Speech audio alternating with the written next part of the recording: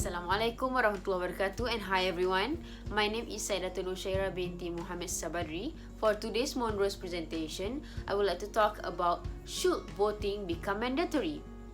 Only about 60% of eligible voters, roughly 139 million Americans, cast ballots in the 2016 presidential election, including just 46% of 18 to 29 years old, while 53% of the voting age population voted in the 2018 midterm elections. A record high for midterm turnout, millions of eligible voters still stayed home on election day. That's a major problem, says Barry C. Burden, a professor of political science at the University of Wisconsin-Madison. Voting is how politicians hear from their constituents. He explains, if only about 50% of people are participating, it means politicians will be listening more to some people than others. Many people say that requiring citizens to vote would let more Americans' voices be heard, which means voting is currently compulsory or mandatory in about 25 countries, including Argentina, Australia, Belgium, and Peru. Plus, supporters of that idea say voting is one of our civic responsibilities, but other people argue that forcing citizens to cast ballots would be un-American.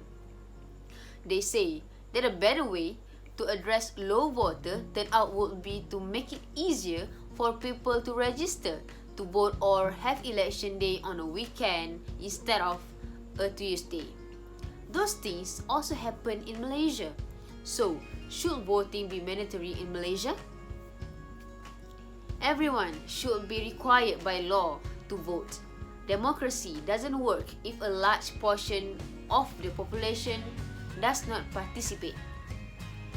Mandatory voting is the best way to encourage politicians to focus their attention on all Malaysians, not just the middle and upper classes. Because wealthier Malaysians are more likely to vote, government policies are disproportionately geared toward their interests. Unfortunately, the people who most often fail to vote are the ones who are already left behind, who are the poor, the unemployed, the less educated, and the homeless. If voting were mandatory in Malaysia, people would be inspired to pay more attention to campaigns and current events. Compulsory voting would also allow candidates to spend less time getting voters to the polls and more on explaining where they stand on key issues. Australia has had mandatory voting for federal elections since 1924. People who don't cast ballots have to pay a fine of about $20. As a result, about 94% of eligible voters turn out. On top of that, perhaps because more people are involved in choosing their representatives, Australians tend to have higher levels of trust in their government than Malaysians have in theirs. According to a recent poll by the Pew Research Center, only about 22% of Americans have a high level of trust in the federal government. Voting is more than a right, it's a responsibility. If Malaysians want their government to truly be of the people, by the people, and for the people, everyone has to go to polls on election day.